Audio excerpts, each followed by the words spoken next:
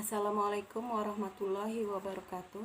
Alhamdulillahirrabbilalamin. Wassalatu wassalamu ala asrofil anbiya'i wal mursalin Sayyidina wa maulana Muhammadin wa ala alihi wa sahbihi ajma'in. Amma ba'du. Puji syukur kita panjatkan kehadirat Allah Subhanahu wa Ta'ala, karena dengan rahmatnya kita pada hari ini bisa melaksanakan kegiatan pesantren Ramadan. Tak lupa salawat serta salam kita haturkan kepada junjungan kita Nabi besar Muhammad Sallallahu Alaihi Wasallam. Anak-anakku sekalian, pada hari ini kita berjumpa lagi pada kegiatan pesantren Ramadan, di mana hari ini Ibu akan memberikan materi yang berjudul Sejarah Wabah dalam Islam dan Cara Menghadapinya. Anak-anakku sekalian, saat ini kita dihadapkan dengan wabah yang dikenal dengan COVID-19 atau wabah corona. Nah, tentunya ini sangat meresahkan kita semua karena sangat berimbas pada kehidupan kita sehari-hari. Contohnya saja kalian, misalnya yang biasa pergi keluar, bermain, belajar di sekolah, dengan adanya wabah ini aktivitas kita dibatasi, semua hanya bisa dilakukan di rumah. Wabah ini sendiri terjadi sebenarnya sudah ada sejak dulu, bahkan di zaman Nabi, dan tentunya wabah yang terjadi pada saat itu lebih mengerikan daripada wabah yang ada sekarang ini. Nah, sekarang Ibu akan ulas satu persatu wabah apa saja itu. Wabah yang ada pada saat itu lebih dikenal dengan sebutan taun. Tentunya taun berbeda dengan virus corona, tetapi sama-sama berbahaya, sama-sama menular dan bisa menyebabkan korban. Yang pertama adalah taun Shirawai. Taun Shirawai ini terjadi pada masa Nabi Muhammad Sallallahu Alaihi Wasallam. Taun ini terjadi pada tahun ke-6 Hijriah, di mana penyakit ini mirip seperti penyakit kolera yang menular dan bisa menyebabkan kematian. Apalagi pada masa itu tidak ditemukan obatnya sama sekali. Kemudian yang kedua adalah taun Amwas. Taun Amwas ini terjadi pada masa Khalifah Umar bin Khattab, di mana banyak sekali korban jiwa yang meninggal akibat wabah ini, sekitar 25.000 orang. Kemudian yang ketiga adalah taun Al-Jarif. Taun Al-Jarif ini tidak kalah mengerikan daripada wabah-wabah yang lainnya. Pada hari pertama terjadinya wabah ini, banyak sekali korban jiwa, sekitar 70.000 orang. Kemudian di hari kedua, korbannya bertambah lagi menjadi 71.000 orang, dan di hari ketiga sebanyak 73.000 orang.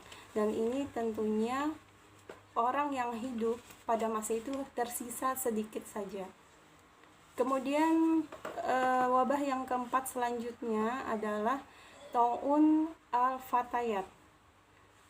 Al-Fatayat sendiri artinya pemudi, di mana korban-korban yang banyak meninggal pada masa itu adalah para gadis-gadis.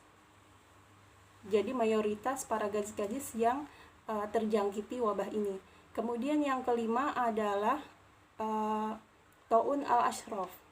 Al-Ashraf sendiri artinya mulia, di mana wabah ini banyak menimpa kepada golongan atau orang-orang yang terhormat, orang-orang yang mulia pada masa itu.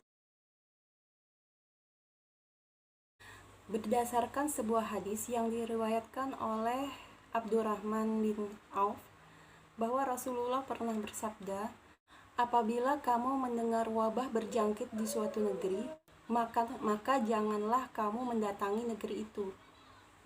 Tetapi apabila wabah itu berada di mana kamu berada, janganlah kamu tinggalkan tempat itu.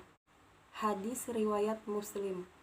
Nah, dari hadis ini Rasulullah mengajarkan kepada kita bahwa ketika ada wabah di suatu tempat, di tempat lain, kita jangan memasuki tempat itu atau wilayah itu. Dan pula ketika di tempat kita, di wilayah kita ada suatu wabah, kita jangan meninggalkan tempat kita atau wilayah kita. Nah, kemudian ketika pada zaman Umar bin Khattab, di mana terjadi wabah juga, yaitu Ta'un Amwas, Umar bin Khattab ini akan melakukan perjalanan menuju negeri Syam. Nah, ketika hendak sampai di negeri Syam, beliau diberitahukan bahwa telah terjadi wabah di negeri Syam, di mana wabah tersebut berada di sebuah perkampungan kecil yang bernama Amwas. Setelah beliau bermusyawarah kepada para sahabat yang lain, beliau membatalkan untuk masuk ke negeri Syam tersebut. Anak-anak sekalian, ada 5 cara Rasul dalam menghadapi wabah. Yang pertama adalah tidak menganggap enteng wabah tersebut. Artinya kita tetap selalu menjaga jarak, jangan mendatangi wabah tersebut, atau jangan mendatangi orang yang terkena penyakit tersebut. Kemudian yang kedua adalah tenggang rasa. Jangan kita kucilkan orang yang sudah terjangkit, tetapi kita beri perhatian dengan cara yang benar. Kemudian yang ketiga adalah tawakal. Setelah kita usaha dan doa, maka kita serahkan semuanya kepada Allah Subhanahu wa Ta'ala. Dan yang keempat adalah bersabar. Bersabar atas segala ujian Allah. Dengan kita bersabar, tentunya ini akan memberikan pahala kepada kita. Kemudian yang kelima adalah optimis. Yakin bahwa suatu saat nanti wabah ini akan segera berakhir. Dan tetap kita berhusnuzon atau berbaik sangka kepada Allah bahwa apa yang telah kita alami saat ini akan memberikan hikmah yang sangat baik untuk kita semua. Anak-anak, itu saja yang bisa Ibu sampaikan materi pada hari ini. Kurang lebihnya Ibu mohon maaf apabila ada salah kata. Wabillahi taufiq wal hidayah. Wassalamualaikum warahmatullahi wabarakatuh.